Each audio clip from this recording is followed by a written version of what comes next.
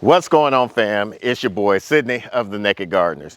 Here in Northeast Texas, we've been having consecutive days of 95-degree weather and above, and really haven't had any consistent rain on top of that. And yet, our garden has been still successful. So we're gonna show you some vegetables that grow best in the hot weather climate. Now, the summer months here in Northeast Texas are very hard on our plants. One, you got to deal with the heat, and then you have to deal with the no rain. So now that you have no rain, you're gonna have to deal with the watering. And plus you have to deal with pests like the tomato hornworms, the mealyworms, the aphids, the grasshoppers, the squash bugs, all those types of pests. And if you're not dealing with pests, then you have to worry about diseases. So one of the first vegetables that does very well in the hot summer are going to be tomatoes. Now with tomatoes, there's two types of varieties. You have your indeterminate tomatoes and your determinate tomatoes. The determinate tomatoes that did very well are the striped and the variegated Roma tomatoes. Now with our Roma tomatoes, they've been very productive this year. I've took a few of the suckers and placed them in some water to propagate, so that way once these are finished bearing all their fruit, we can cut these off and plant the suckers that have bare root for another harvest. Now here we have a row of our okra plants. Okra is a very heat-loving plant that you definitely want to grow unless you don't like it. Now for us, we could eat our okra straight from the plant, or sometimes we put it in a dish, do some pickled okras, just different types of ways that we do our okras, even fried okras.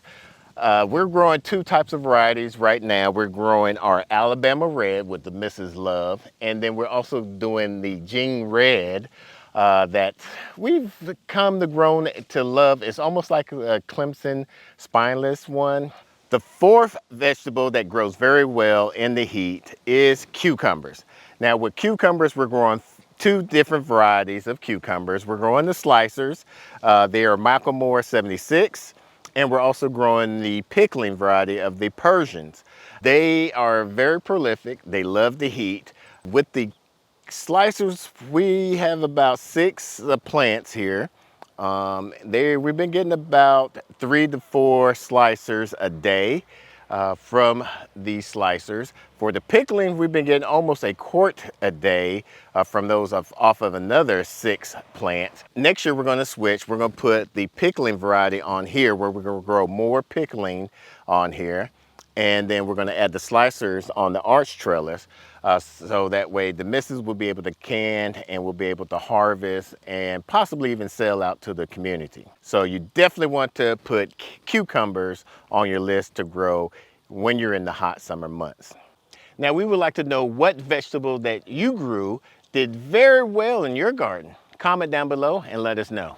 Now, one squash that we love to grow, because we love the comments that we get from past buyers that come up and purchase some eggs from us, is this. This is a Zucchino rampicante. It is considered a winter squash. There's 2 different types of squash. You have a summer squash, which has a thinner lining skin, and you have our winter squash. Now this one is very good. This one you can harvest younger and treat them like a zucchini, or you can wait till it gets hard, and once the tendrils gets hard and dried off, you can treat it almost like a butternut squash or a spaghetti squash. These are very hardy and very pest resistant that you don't have to worry. We had tons and tons of squash bugs and squash vine borers attacking this plant, and as you can see, it's still being very prolific. So you definitely want to grow one of these if you like zucchini and butternut squash. Now you got to also throw in some rhizomes, or what we call tuber plants, and these are our sunchokes. Sunchokes are of the family of the sunflower. They're very hardy. They're almost considered perennial.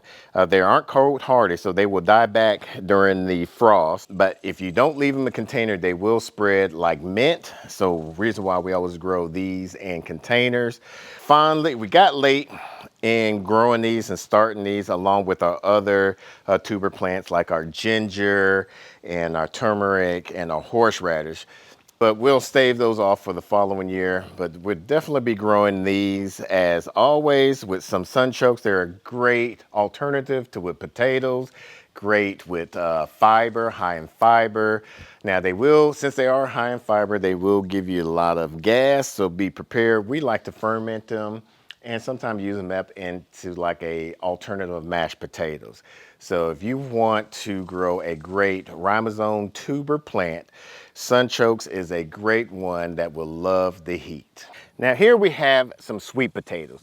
Sweet potatoes love the extreme heat. We planted this probably like 2 weeks ago with me and my mini-me.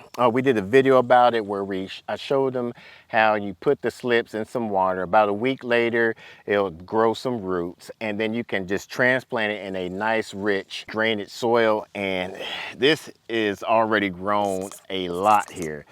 These are very good as another alternate with potatoes. They have high in potassium, and with the natural sugars of the sweet potatoes, we're going to be ready for these around Thanksgiving time frame. The good thing about these is, let's say you start them right now. Right now we have about a little bit more than 100 days for our first frost, give or take. And say we don't get a good harvest on the sweet potatoes, the good thing about the leaves is edible. You could cook them like a spinach or a Swiss chard. We did a video about that. We'll put that off to in the corner there, so that way you can take a look at that. You definitely want to grow a sweet potato for a dual crop, where you can use it for the leaves. You can harvest the leaves, and you can harvest the main vegetable. Now you definitely want to grow flowers in your garden, because they're going to help bring in some of the pollinators to help pollinate some of your fruits and vegetables. Now, sunflowers are very heat-loving plants, like your zinnias. Our zinnias, they started off pretty slow, but as the heat came up, they just been growing like crazy. Then you have your sunflowers. Sunflowers are also drought tolerant, where you don't even have to water them as much, and the pollinators will love them. You have your marigolds. We kind of started late with the marigolds, but they're growing a lot better now. And then the black-eyed Susan. We had some volunteer black-eyed Susan out in our pasture, and they were growing like crazy. And we didn't even water them, and they were still growing. So as you can see, they're probably even drought tolerant. We are going to be growing them again the following season, so stay tuned for that. But there's some other flowers that you can grow. If you know some, make sure you comment down below so other first-time gardeners can know as well. Now we have herbs. There's annual herbs and there's perennial herbs. The number one annual herb that we like to grow is basil. Now this year was the first time we didn't grow the Genovese basil from the beginning of the year. We did the experiment, tried this Thai basil, and it's actually pretty good. It's kind of like a licorice flavor, and the miss has been making some great teas out of that. But normally we use the Genovese sweet basil, which we got into the ground, but it was late, but it still looked like it's going to turn out very well. We're going to be harvesting that pretty soon, hopefully by the end of September, maybe mid-October, so we can start making some pestos. Then we got rosemary, which is a very heat-loving plant, and it's also drought tolerant. Then you got salvia, mint. There's different types of mint, and there's also thyme and oregano that you can grow.